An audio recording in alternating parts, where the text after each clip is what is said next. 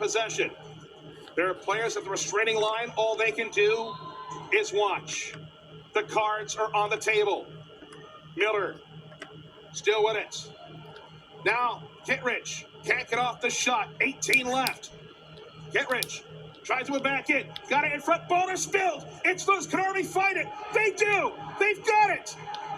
It's taken behind. 7 seconds left. Keep away. If they launch it, the game's going to be over. Instead, they'll take it back into the end zone. Kneel down. Army completes the mission. And Army, the Black Knights of Army win. And they improved to 5-2 in Patriot League play. What a game. What a game. And there have been a couple of games that have been in you see Davis, and there it is, a 2-run home run for the Kentucky Wildcats. 9-3.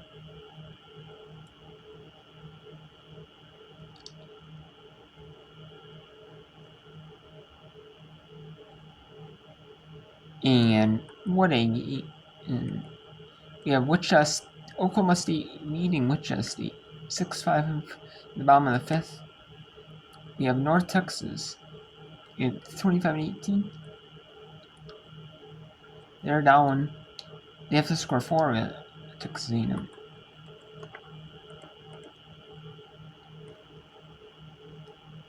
So we just have a couple left here in the softball world. There's Kentucky at West Kentucky, Tennessee State at Middle Tennessee, Oklahoma State at Wichita State, Grambling at Louisiana Monroe, Texas A&M at North Texas, and Texas State at UTSA for ESPN Plus. And then we have South Alabama at Mississippi State on SC Network Plus, as baseball is on earlier at 5 Eastern. They had 2 games that are playing in the Texas A&M Arkansas series. Game 1 was on ESPN 2. Or is it Texas? Or is it? I think no, it's Texas Tech Arkansas, wasn't it? Yeah. So it's a Big 12 SEC game. So game 1 was on ESPN 2. Never feels good. Tuesday Night Showcase. Protective pat. So no surprise there that they're gonna show game 2 on ESPN, even though it's an odd time. Usually with softball, baseball, ESPN does it. I don't know why. I mean, I think these games ESPN should. Is if there's nothing else on the show, maybe, like, they have the studio shows on ESPN News, and then ESPN 2, ESPN 8 have sports. And maybe if there's nothing on the show, maybe, the studio shows can get the main channel then if there's nothing.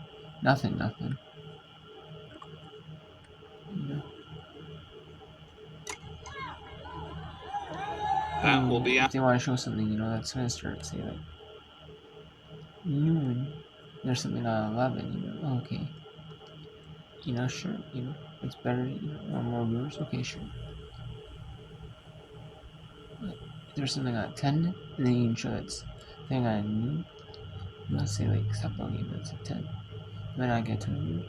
There's a game at noon that might get a good decent amount of viewers. Sure both. But so that's in the bottom of the 4th. Level. And that is an out.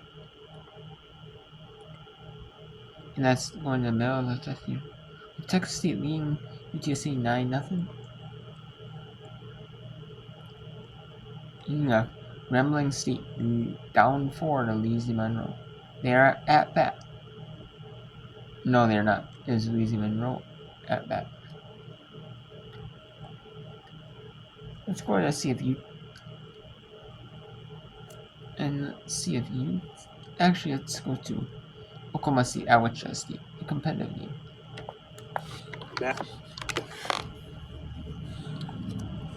There are not many games left here to show for Wood Brown. in softball. Usually Tuesdays have a good bit of games. Usually it's Tuesdays and Wednesdays that have like the midweek games usually. And then Friday, Saturday, Sundays are usually like the conference games. And now she'll have to ditch that. I mean, sometimes they have conference games. Or sometimes they have like conference games midweek. Or they have, sometimes on like Thursdays they have like games, a few games. But it's usually Friday, Saturday, Sunday with one each day, or it's maybe Friday with one, Saturday with a doubleheader. Or it's Friday with a doubleheader, Saturday with one. Cleanly. And that allows Sammy Hood to get on the bags with 2 down. Sammy Hood getting there once again.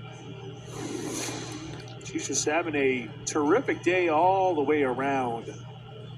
I'll be curious to see if her double play that she had in the first inning gets any traction. It very well should. One of the better plays I've seen from Sammy Hood. And boy, does she have a bright future ahead of her. Caroline Talent trying to go yard in the first one, but Rosenberry blows it by her.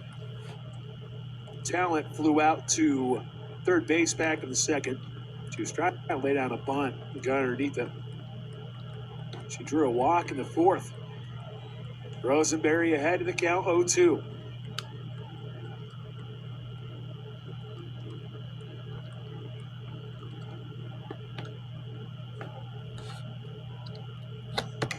Rosenberry got that strikeout in the fourth frame. She got Addie Bard to strike out for Wichita State. Easier said than done. Second one here would close out the inning. 1-2. Talent lifts it near the wall, and it ends up being bobbled. And an unsuccessful catch by Godwin. That one's tough. When you're getting closer and closer to the wall, you just don't trust your instincts once you get close to that thing. I don't care who you are. You can be as fearless as you want, but you're still going to feel it. 1-2 again. Another foul ball for Caroline Talent. Talent this year is 186 coming into the game. She does have a couple of home runs. With that wind pushing everything out, you hope that you can just get enough of one and hope that weather can help you out. 1-2, Rosenberry. And that is a strikeout. Strike 3. And that is the fifth. Oklahoma State leads Wichita State 6-5. And you have North Texas trying to get 4 on Texas A&M. The 4th to 6th. It takes on your body late in the season is how you frame it mentally.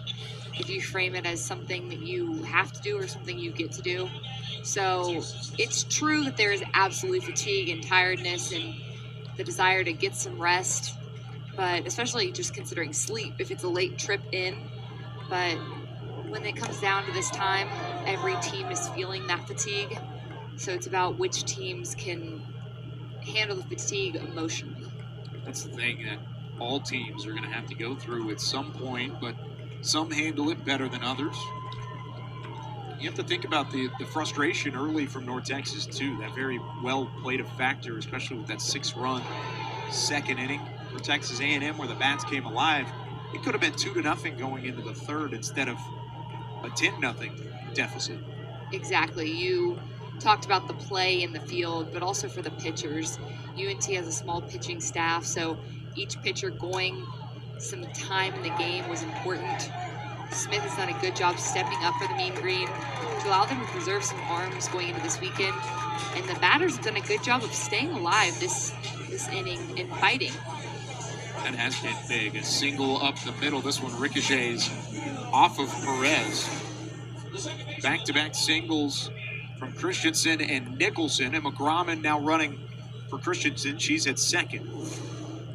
2 on for the top of the lineup as Morgan Medford steps in. North Texas needs 4 runs to extend the ball game past the 5th inning.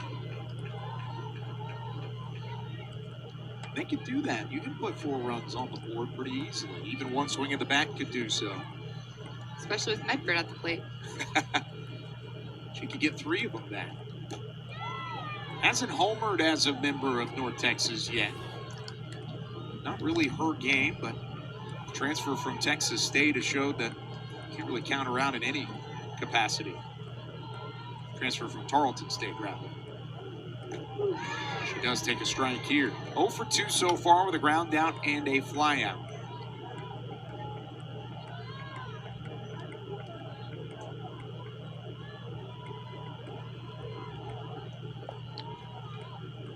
One, two. Stays alive, but lines it into the third base dugout. Watch out.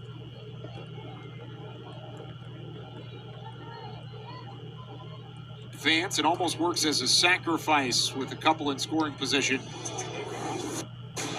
Medford does a good job of making contact on the ball. She's slapping. She's already on the base path to first as Perez is bobbling the ball. Perez makes a good play and a hard throw to first to get the out. But Medford does her job getting Mean Green base runners into scoring position. It's a couple on here for Lexi Cobb. Cobb also 0 for 2. Along with much of the North Texas lineup. Strikeout looking in the first and a pop out to short in the 3rd inning. 1-0 drops in for a strike. Cobb, who ranks top 10 in North Texas history for career doubles. 2-time Conference USA tournament selection before North Texas made the jump from USA into the American.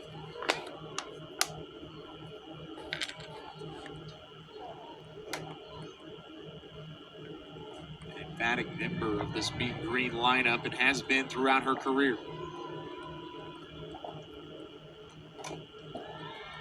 2-1 fouled off. What do you want to see here from North Texas in this possibly final at bat? Just offensive fight. They've made some good plays in the outfield, the snag at the fence, some double plays. Overall, a defensive highlight game for them at times, and offensively not so much. So getting something going here would be huge.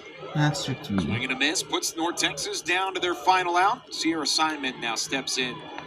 It's the last chance for North Texas to score a run against A&M this season.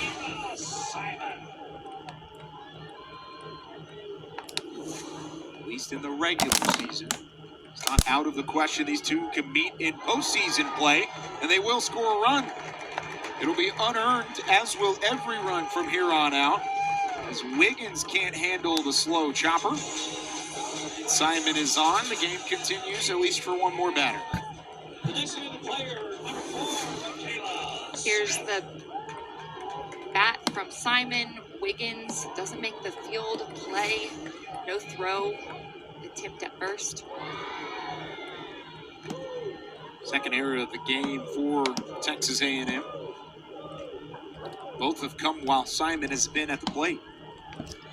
UNT did a good job of putting pressure on A&M's fielders to make that error. Put the ball in play, force a defense to make plays. Can Smith continue this one with North Texas and their backs against the wall?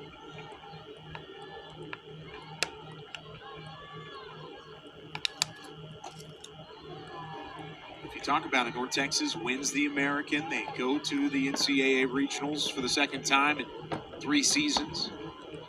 It's not out of the question Texas A&M hosts a regional, and with them being within decent earshot of each other, you could see these two meeting again down the line. But right now, it's been all Texas A&M, and a chance to close it out against the Mean Green on the road, looking for a run rule victory at Lovelace Stadium.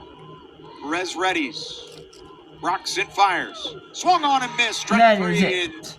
Strike 3 for North Texas. Yeah, that is 9, and that is it.